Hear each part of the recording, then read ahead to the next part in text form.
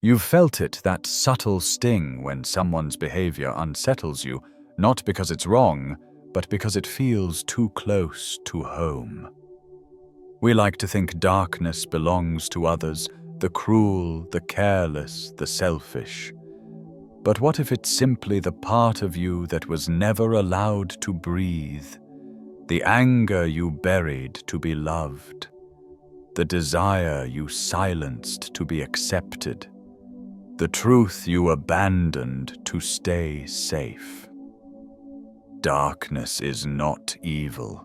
It's unlived life, the forgotten honesty of your own being. Through shadow projection psychology, we begin to see how what we reject in ourselves finds its way into others. The confident colleague who annoys you, the careless friend who stirs your judgment. They are not threats, they are reflections. And perhaps the loneliness you feel isn't a sign that you're broken, but that you've begun to see too clearly, and somewhere along the way, you mistook your own reflection for the enemy. 1. The mirror you hate to face, why we judge what we secretly are. There's a certain kind of person who unsettles you not because they've wronged you, but because something about them feels uncomfortably familiar. The way they speak too freely, laugh too loudly, move through the world as if permission was never something they needed. You tell yourself it's about standards or manners, but deep down, the irritation cuts closer to identity. It feels personal, as if they've broken an unspoken rule you've spent your entire life obeying. That's projection, not as a cheap psychological label, but as your mind's quiet art of self-avoidance. The traits you were taught to reject never vanish. They simply migrate, finding new faces to inhabit new stories to disguise your own. You learned perhaps as a child that wanting attention was shameful. Now, as an adult, you judge those who seem to crave it. The psyche protects you by outsourcing your disowned parts to others, so you can feel morally upright while remaining blind to what you secretly crave. What triggers you is what you suppress. Take Maya, the woman who prided herself on being calm, reliable, and composed. When a bold, outspoken colleague arrived, Maya felt an almost righteous irritation. She called it unprofessionalism. In truth, it was envy disguised as virtue. That woman embodied everything Maya had buried to stay, accepted her courage, her boundaries, her voice. It wasn't aggression she resented. It was her own silenced strength, reflected too clearly to ignore. The same is true in reverse. The perfectionist who wakes before dawn, optimizing every hour, feels repulsed by those who live without constant striving. They call it laziness. But beneath that judgment lies a deeper longing to rest without guilt, to exist without proving worth. When love was once conditional, rest became rebellion. Projection always wears the mask of morality. We say, "I just have standards," when in truth we fear the chaos of our own unmet desires. We claim to be principled when we're merely protecting ourselves from recognition. Because judgment creates a boundary, a safe distance between us and the truth that we are not as different from the people we condemn as we'd like to believe. But safety built on denial is fragile. It isolates. The more you push away what you see in others, the more you fracture within yourself. Yet the mirror is patient. Every person who stirs irritation in you is an invitation, another chance to see what still lives unacknowledged beneath your calm. The universe, with quiet persistence, repeats its lessons through faces and circumstances until you stop running. Because the mirror doesn't accuse, it reflects. It waits for you to look, not with shame, but with compassion. The people you can't stand are not your enemies. They are messengers of your own unfinished truth. And until you face them, until you face yourself, the reflection will keep returning, asking the same question in different forms. Will you keep running from what's yours, or will you finally come home to it?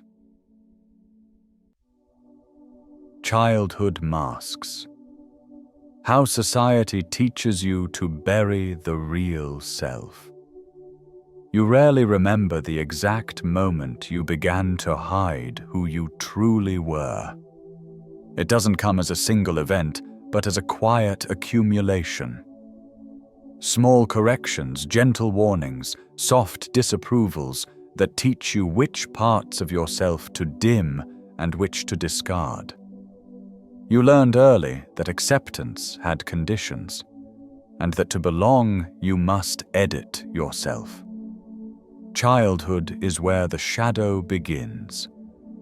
Not from malice, but from love that was afraid.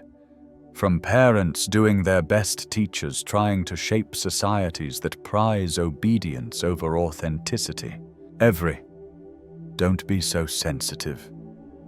Be nice. Stop showing off carried one message beneath its surface. This part of you is too much. And because a child will always choose belonging over truth, you complied.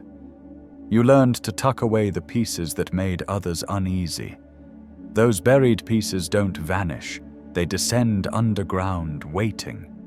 Like James, a gifted engineer who grew up in a home where noise and emotion were unwelcome.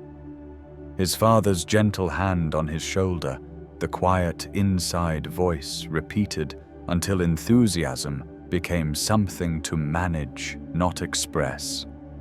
He grew into a man who speaks best through screens, articulate in writing, silent in rooms. His brilliance never left him. Only his voice did. Society rewards masks.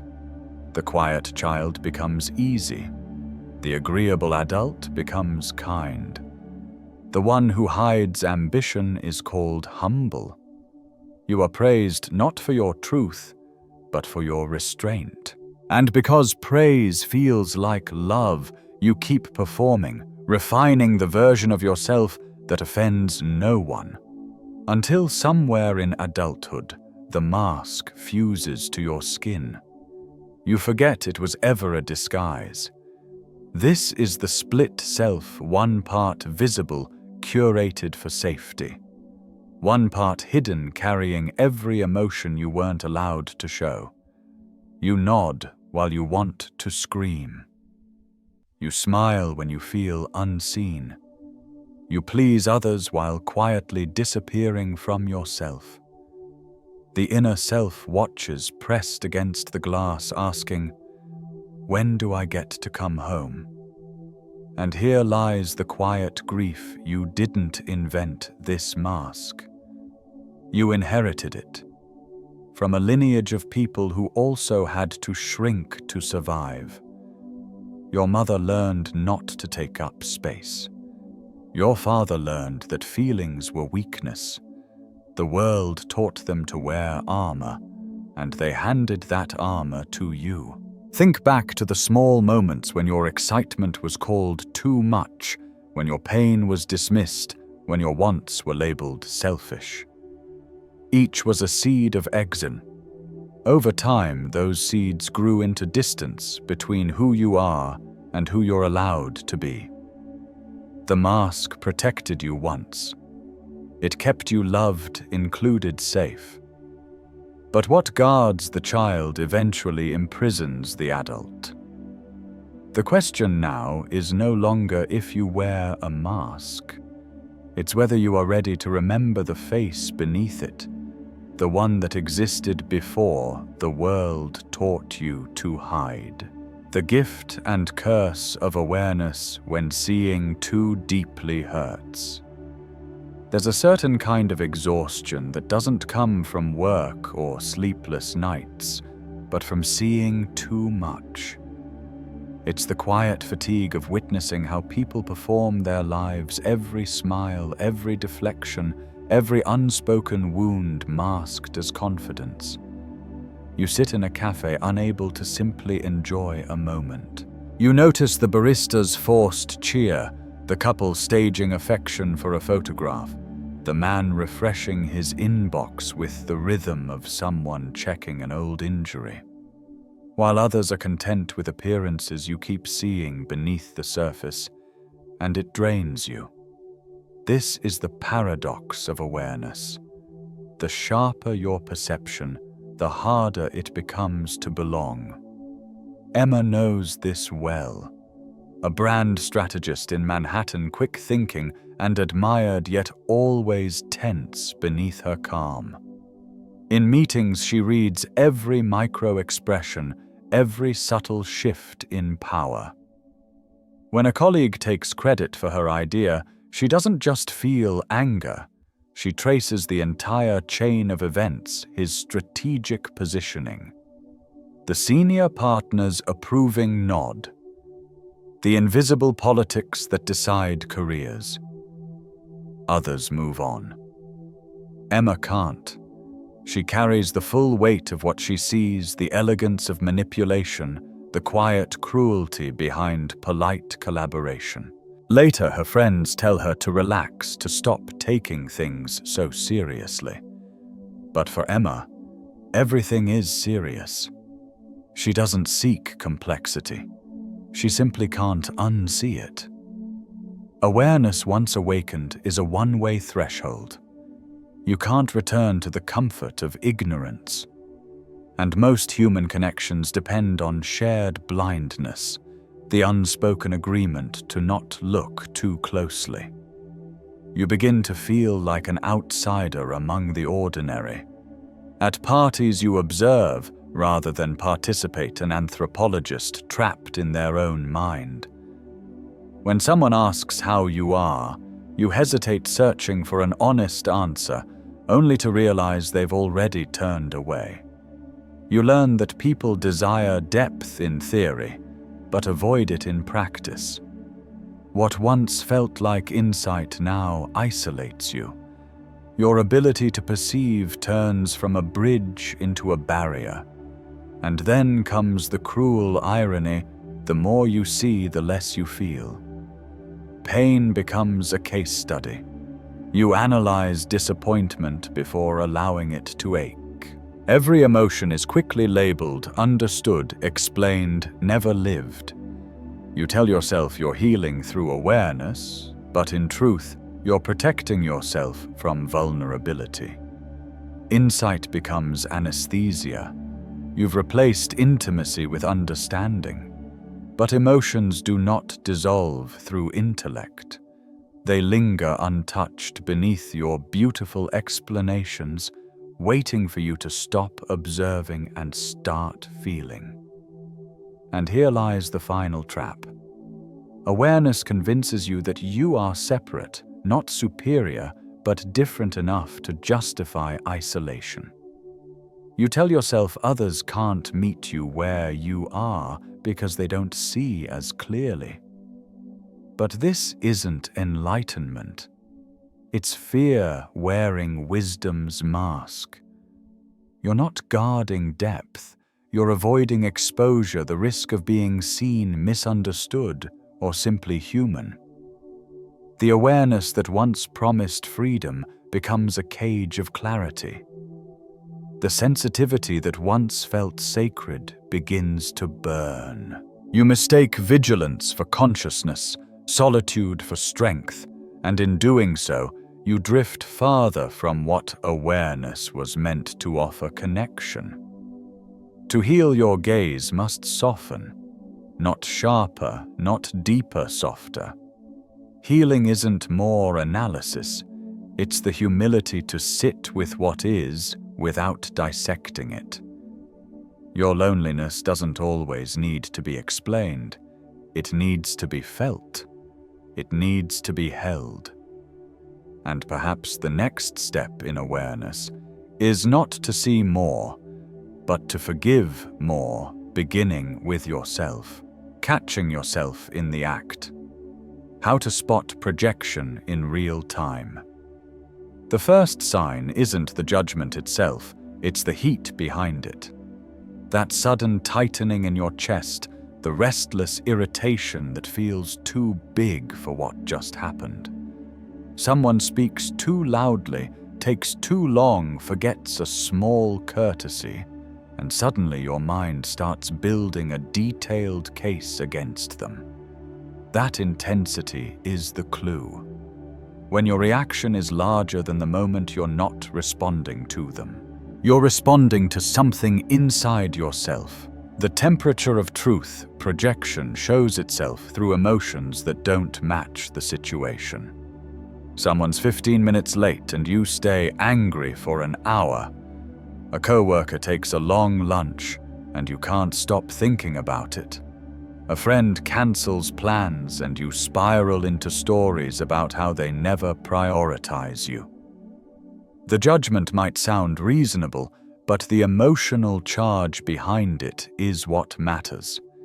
It's your psyche quietly saying, "Pay attention, this isn't about them." Normal annoyance fades. Projection lingers. It loops. You find yourself rehearsing conversations, collecting proof, replaying every detail. That compulsive need to keep the story alive, that's projection's signature. The mirror framework, trigger emotion. Projection reflection. To catch projection in real time, follow this sequence. First, the trigger. The moment that provokes a strong, visceral reaction. Second, the emotion. The feeling beneath the judgment. Often it's not what you think. Anger might be hiding envy. Disgust might be covering need. Third, the projection. The story you tell about them. The labels you use, they're selfish, they're weak, they're fake. Notice how these sound final, as if they define the whole person. Fourth, the reflection. The question that changes everything. What part of me is being seen right now?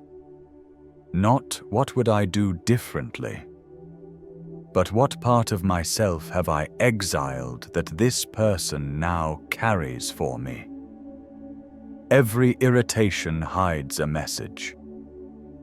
David, a designer from Portland, hated his business partner's confidence in networking. She worked every room with ease, promoting their projects without hesitation. Driving home, he'd replay her performative behavior in his head, convinced she was desperate for attention. Then his therapist asked a single question. When was the last time you promoted your own work?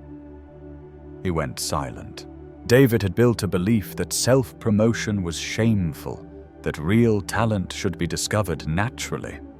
His partner wasn't desperate, she was free. He was the one afraid. Afraid that wanting to be seen meant he wasn't good enough. What he judged in her was the permission he had long denied himself. The practice pause before the story hardens. To catch projection, you have to interrupt the mind's oldest habit, certainty. The moment you notice strong judgment forming pause, ask yourself 3 questions. What am I feeling right now beneath the judgment? When have I felt this before? What would it mean if I allowed myself to have this same quality? The answers usually lead back to something older. Maybe the coworker who never listens reminds you of a parent who talked over you. Maybe the friend who always takes attention echoes a sibling who did the same. Often you'll discover an old rule a moment when expressing that same quality meant losing love, safety, or belonging. Observation replaces blame. When you can observe projection without believing it immediately, the emotional charge begins to fade. You're not trying to erase judgment. You're learning to hold two truths at once. Yes, your coworker dominates meetings. And yes, your irritation is bigger because you've never allowed yourself to take up space. Yes, your friend cancels often. And yes, your hurt is deeper because you've built your identity around reliability, even when it exhausts you. Awareness doesn't excuse behavior. It simply removes the story that their actions define your worth. Awareness disarms reaction. Here's the paradox. The moment you see projection clearly, it starts to lose power. You'll still feel triggered, but now it's information, not identity. You're in a meeting. Someone interrupts you. The old response, anger, withdrawal, mental arguments that last for days. The new response, pause, breathe, notice. Ask yourself, what just got activated? Why does this feel so big? Maybe it's not about this meeting. Maybe it's about every time your voice was dismissed. The person who interrupted you isn't innocent, but they're not the villain either. They're simply reflecting where your own strength still waits to be reclaimed. This is the real work. Not perfection, not the absence of projection, but the widening space between trigger and reaction, the quiet ground where awareness begins. In that space, the mirror becomes clear again, not as an accusation, but as an invitation to return patiently and gently to the parts of yourself you once left behind. Letting darkness speak, the art of shadow integration. You've spent years trying to fix yourself, meditating to quiet anxiety, repeating affirmations to silence self-doubt, practicing gratitude to override cynicism. And yet, in the silence of late hours, the same voices return, the anger you try to suppress, the envy you're ashamed to admit, the cold detachment you can't explain away. What if the problem isn't that these parts exist, but that you've never truly listened to them? Integration isn't purification, it's conversation. Shadow integration is often mistaken for spiritual cleansing, as if peace means scrubbing yourself of all discomfort. But darkness doesn't work like dirt. It cannot be erased. You can only choose whether to fear it or understand it. Integration is not about purification, but participation, turning toward what you've avoided and asking, why are you here? What do you need me to know, not to fix, not to erase, but to finally let it speak? The practice of shadow dialogue. Begin with the part of yourself you most resist. The jealousy that stings when others succeed. The rage that rises when you're overlooked. The impulse to disappear when life feels too heavy. Instead of analyzing or repressing it, write to it. Literally. Open your journal and begin. Dear rage, dear envy, dear part of me that wants to leave everything behind, then ask, what are you protecting me from? Because shadow emotions are not random, they are intelligent. They were born to keep you safe when you didn't yet have other tools. Your anger may guard the tenderness of being hurt. Your envy may protect the ambition you were told was selfish. Your desire to vanish may shield you from a world that once asked too much. When you ask what the darkness is protecting you, stop seeing it as an enemy. You begin to recognize it as a younger version of yourself, one who learned how to survive the only way they could. A real example. I once watched a woman do this work. She was a non-profit leader known for her compassion and generosity. But buried beneath that image was a cold, calculating side, the part that measured people's worth, that decided who deserved her time. She feared it deeply, convinced it made her fake. In the exercise, she wrote to that cold part and asked, "What are you protecting me from?" The answer came softly. "I'm protecting you from disappearing, from giving until there's nothing left, from becoming your mother who loved everyone except herself." Tears came quietly. In that moment, her coldness wasn't evil anymore. It was armor. It was the only defense she'd ever had against self-erasure. That calculating part wasn't the opposite of her compassion. It was the boundary that compassion had been missing. Healing through inclusion. This is what integration truly means, recognizing that no part of you is unworthy of being seen. Not glorified, not indulged, simply seen. The angry self doesn't need to control your life, but it deserves to speak when boundaries are crossed. The jealous self doesn't dictate relationships, but it reveals where you've abandoned your own desire. The manipulative self doesn't get to harm, but it may hold vital information about where you once felt powerless. You don't dissolve darkness by fighting it. You dissolve it by listening, by creating enough stillness within that these exiled parts finally feel safe to speak, not to be judged, but to be understood. Gentle practices for daily integration. You don't need rituals, you need presence. Integration unfolds in small, honest moments. Evening reflection before sleep. Ask yourself, what did I judge harshly today? What felt too heavy to feel fully? Don't analyze, just notice. Dream recall. Keep a notebook by your bed. Dreams are where the shadow speaks in its native language. Record first, interpret later. Journaling prompts. What quality in others irritates me most, and when have I shown it myself? What would I do if I stopped trying to be good? What am I most afraid others might discover about me? The point isn't to fix what you find, but to build relationship with it. To say, I see you. I'm not sending you away. Tell me what you need. Where peace actually lives. You've been waiting for the day you transcend your darkness. When meditation makes you calm, when healing makes you pure, when growth makes you light. But peace doesn't live beyond the darkness.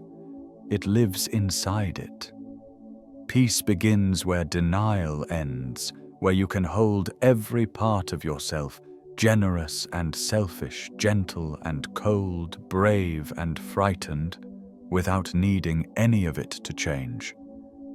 The shadow isn't the obstacle to your wholeness. It's the doorway back to it. It's not what you must conquer. It's what has been waiting all this time to come home. 6. Love as a mirror. How relationships expose the hidden self. You meet someone and something inside you shifts. They are everything you're not: spontaneous, where you're cautious, expressive, where you're reserved, free, where you're contained. The connection feels like recognition, as if you've finally found the missing half of yourself. Someone who balances you, completes you, makes you whole. But they are not completing you. They are carrying the parts of yourself you abandoned long ago. We don't fall in love, our shadows. Romantic attraction is rarely about who the other person truly is. It's about what they represent, what they are free to express that you've kept hidden. The calm are drawn to the wild, the rigid to the spontaneous, the emotionally distant to the deeply expressive.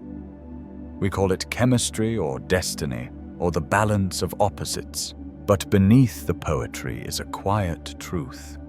It's projection disguised as love. Your psyche's attempt to reunite with what it lost by loving it in someone else. The honeymoon of borrowed wholeness. In the beginning it feels perfect. Their chaos loosens your grip. Their structure steadies your uncertainty. Through them you experience the exiled parts of yourself without taking responsibility for them. Sarah, a corporate attorney in Chicago, once described it this way. I fell in love with how he could just be no schedule, no agenda, no performance. He'd spend an entire Sunday reading poetry while I measured my worth in billable hours. I thought he was teaching me to slow down.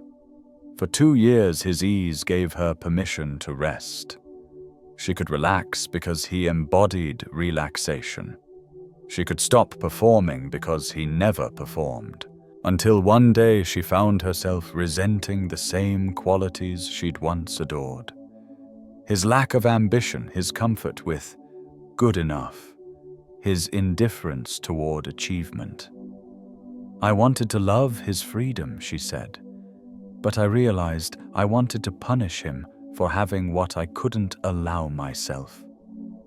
When the illusion fades, this is the natural cycle. The calm crave chaos until chaos feels unsafe.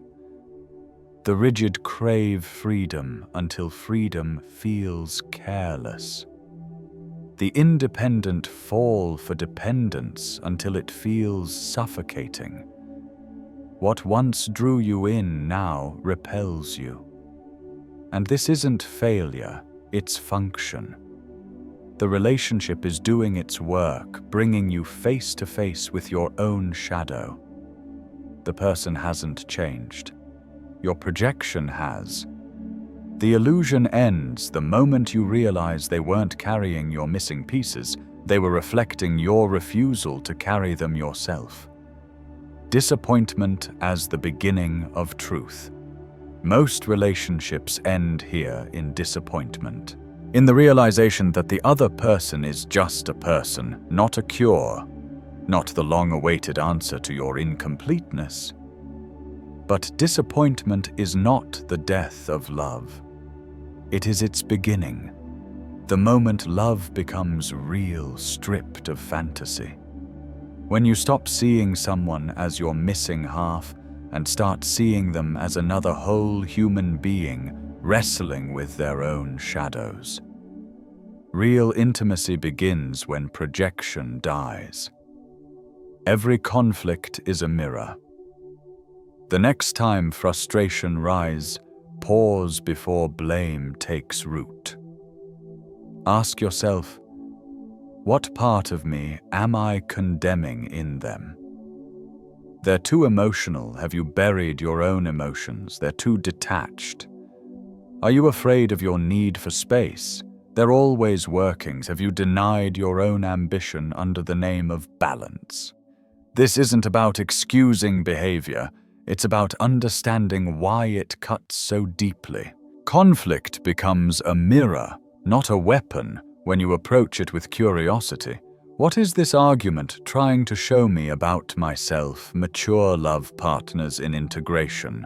The shift from projected love to mature love happens when you stop asking your partner to carry what you won't own.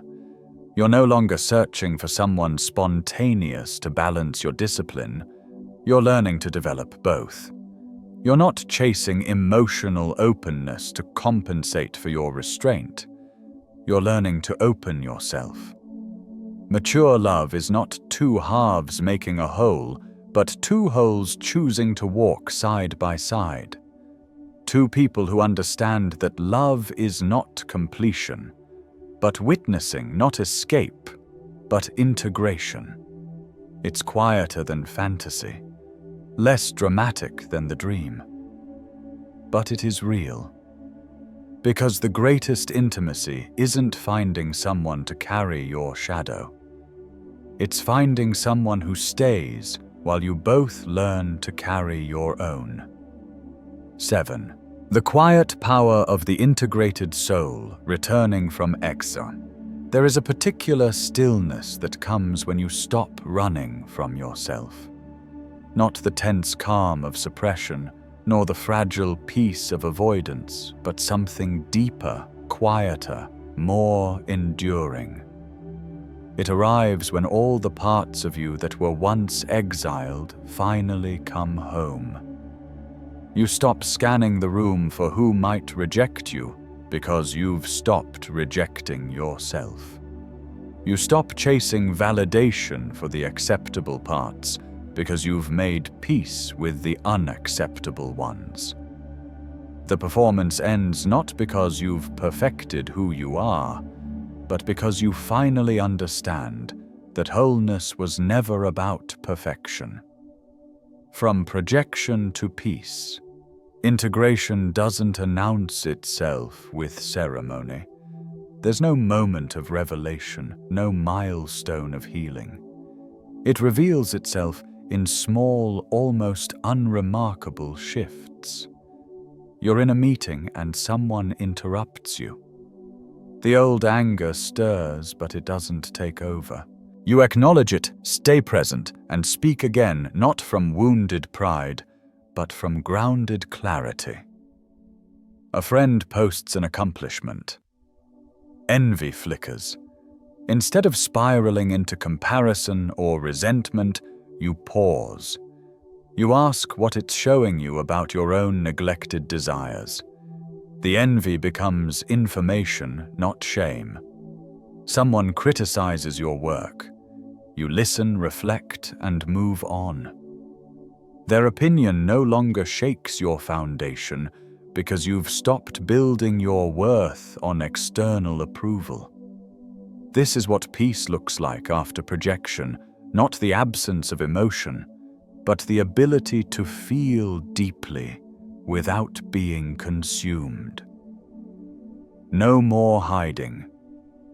No more seeking. When you integrate your shadow, you stop needing others to carry it for you. You're no longer magnetized to those who embody what you've repressed because you've learned to live it yourself. The calm develop passion. The rigid learn spontaneity. The emotionally distant learn to need to ask to depend without shame. And you stop hiding. The traits you once feared, anger, selfishness, intensity, darkness, become simply facets of being human. Not qualities to display, but no longer secrets that could destroy you if revealed. The outcast was never rejected, only evolving. Eventually, you see it clearly. The parts you exiled were never bad. They were simply incompatible with the environments that shaped you. Your intensity wasn't too much. It was too alive for people who needed you to be quiet. Your anger wasn't inappropriate. It was the natural protest of someone whose boundaries were ignored. Your needs weren't excessive. They were normal in a world that didn't know how to meet them. The exile was never a punishment. It was a strategy, the only one you had when love and safety depended on compliance. Now, with awareness and autonomy, you can choose differently. The outcast doesn't return because it's been purified, but because you've built a space large enough to hold it. When you own your darkness, no one can exile you again. This is the quiet power of integration. External judgment loses its authority. Someone calls you selfish and you pause. Maybe you are being selfish right now. Maybe that's what boundaries look like. Someone calls you intense or too sensitive. You nod. Yes, sometimes you are. And that intensity is not a flaw. It's your nature finding its true expression. When you stop pretending to be only light, darkness no longer threatens you. Criticism becomes data, not danger. You see that most judgments are simply projections, other people's unhealed shadows searching for a mirror. You become unexilable. Not because you've transcended the human condition, but because you've already welcomed home every part of it. Mini action, the mirror exercise. Choose one person you've judged harshly this week. Write their name. Write what you judged them for. Then write this line.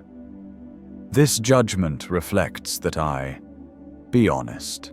If you judged them for being fake, where are you still performing? If you judged them for being needy, where have you denied your own needs? If you judged them for ambition, where has your own drive gone to sleep? This isn't self-blame.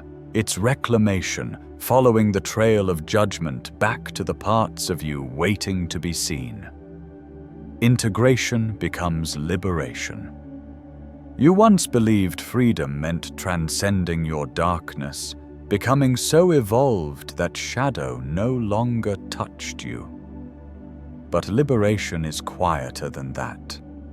It begins the moment you stop fighting yourself. When the war within ends, peace arrives, not because everything is light, but because nothing needs to be hidden. Every part of you, light and dark, proud and frightened, has a place to belong.